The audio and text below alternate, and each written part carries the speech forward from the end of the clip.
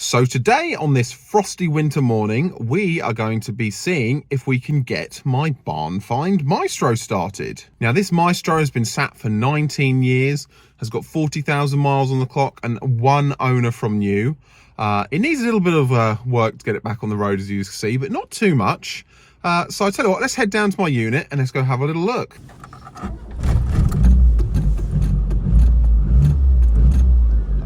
Gotta love a Maestro, starts on the button. All right, let's go see it.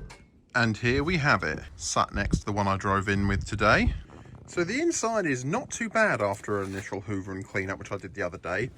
I do need to do some wet vaxing here, but the weather is just not right for it.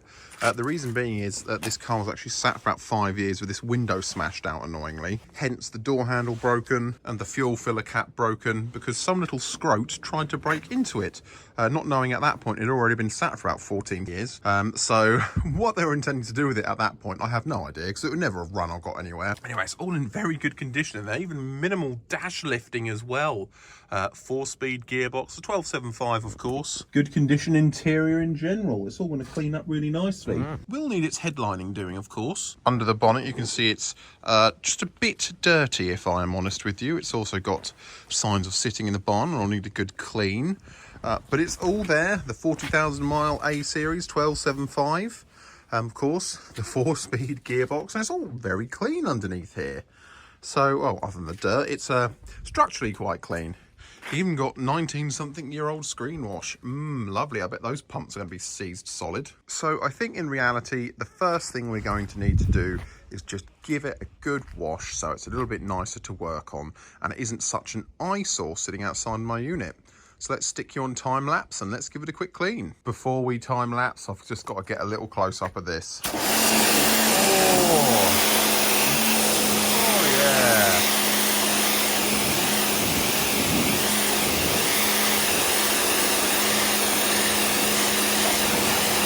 Oh, look at that.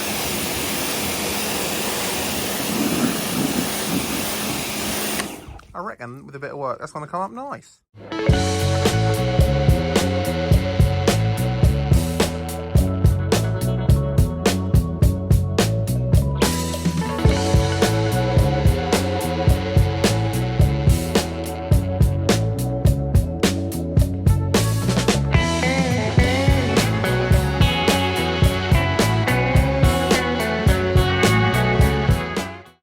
Okay, so here we are after the first pressure wash. It's not too bad. It's going to need a snow foam now. And there's just a few bits of dirt that should come off by hand washing, basically. But yeah, I've got the worst of it off. I'm going to snow foam it. It's come up all right, to be fair. There's not as much kind of rust spots and things as I thought. There's the bit in the arches that I already knew about, and a little bit starting on the fuel filler cap. We got some at the points where the body joins the roof, pretty much in each corner, and the A-pillar there. So it's going to need a little bit of paint, really, at some point, a little bit of work done. Yeah, again, all the same kind of thing happening on this side. We've got some bubbling on the top of the doors, another couple of little random places on the doors. Bit of stuff bubbling off under the sill, but for a 32-year-old car, I don't think it's doing too badly. And also, if you look in the wheel arch, there's some dirt in there, but when I take the wheels off and get it on axle stands, I'll pressure wash and deep clean in there at some point, but especially before I do the undersealing and the other kind of rust treatment on some little bits in the arches. And I have to tell you, I think it'll be pretty solid and I'll have caught everything mostly in time. The plan is obviously once I have got the car fully cleaned and back on the road next year, it will be getting undersealed and having all the rust spots treated. If not painted, certainly treated in a way where they won't grow anymore. Yeah, but this is all part of the fun. Right, let's get the snow foam cannon out.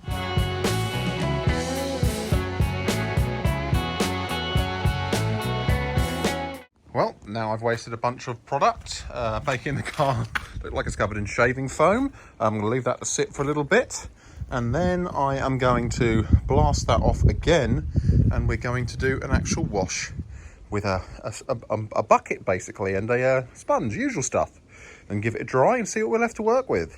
So I'm not going to bore you with too much more time-lapse footage of the actual cleaning. I'm going to throw a bucket over it and do a contact wash now, dry it, and then we'll come back and see what it looks like. Okay, and there we have it. the car is now considerably cleaner than it was.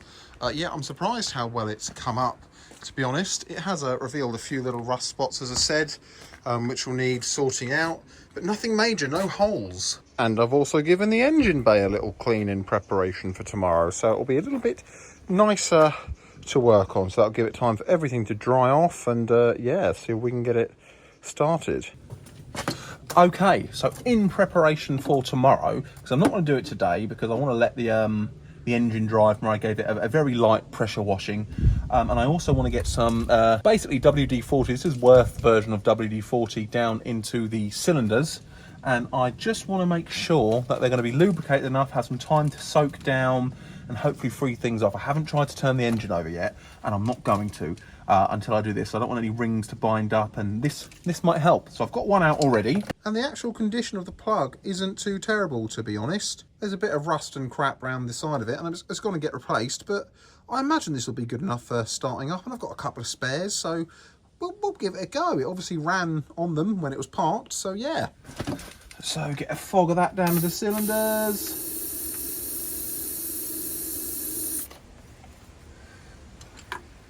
Get this next one out.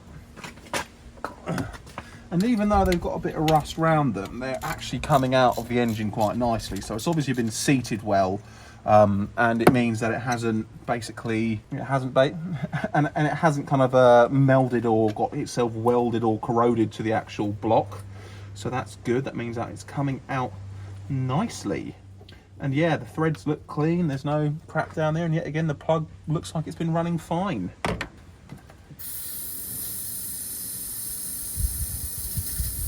Yep, that should hopefully be enough to sit and drain down. Yep, that's the plug back in, not too tight.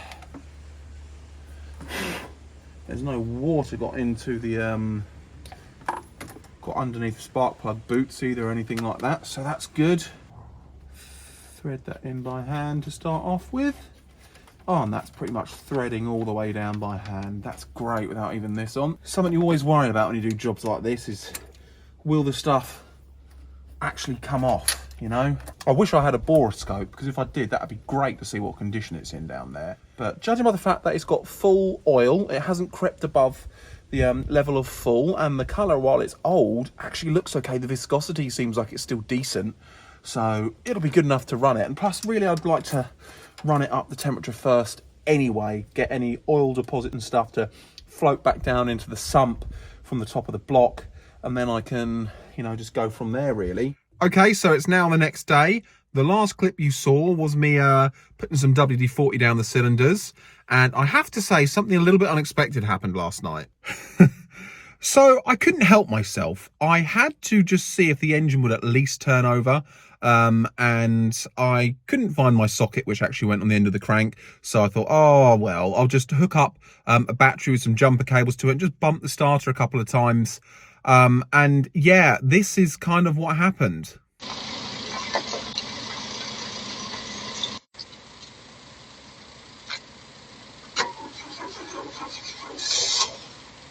No way. So yeah, it ran for a split second, which I quite frankly was amazed at. I didn't think that was going to happen.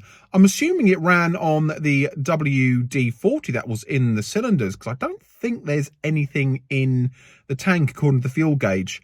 But just in case today, what I'm going to do is I'm going to take the line off from the fuel pump to the carb. I'm going to put it in a little container. I've got an old screen wash container, something like that. So if anything does come out, it can drain into that. I put my temporary fuel tank onto the carb, and we're going to see if we can get it to fire off of that. And yeah, let's get things set up. Let me get things set up and plugged in onto the engine, and I'll come back to you when it's time to fire up the vehicle. So we've got the car ready to fire over. There is one slight problem, however. It is leaking from the bottom of the carb. So we're not going to be able to run it long, because I'm going to have to take that carb off and rebuild it. But we've got a little temporary fuel tank here.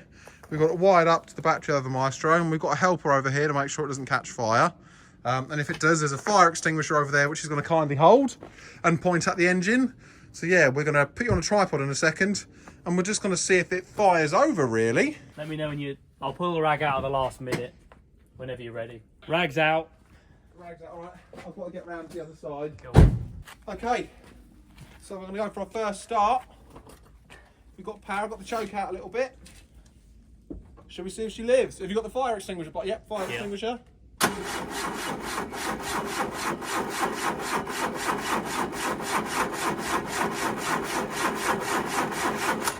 Right, okay. So I've got, might want to throw a bit of this easy start down its gullet. But I don't think that's the float bowl, that's Do you want to start yours up as well to get more through the battery or not? I think it should be okay. The only reason is because I haven't got all the other, I've taken some of the hoses off. I'm going to run like a bagged. Ready? I'm going to put a bit of cold start down there. Now stand back in case there's fireballs. Yeah, I'm ready. Let's go. Or did it pop out the intake?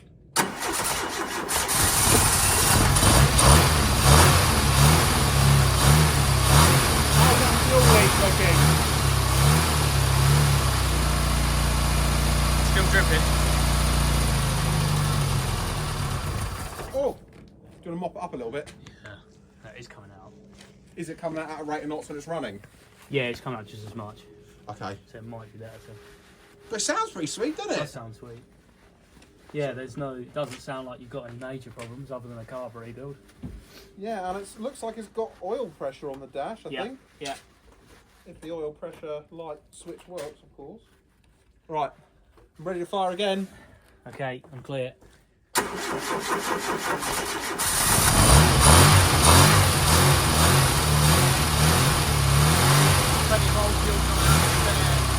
I?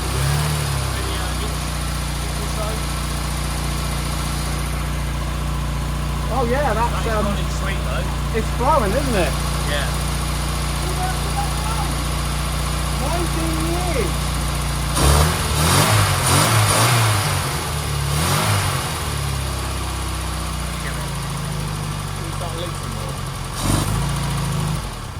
Starting to smoke a touch. Yeah, look at that. So we can conclude that the engine runs pretty well, to be fair.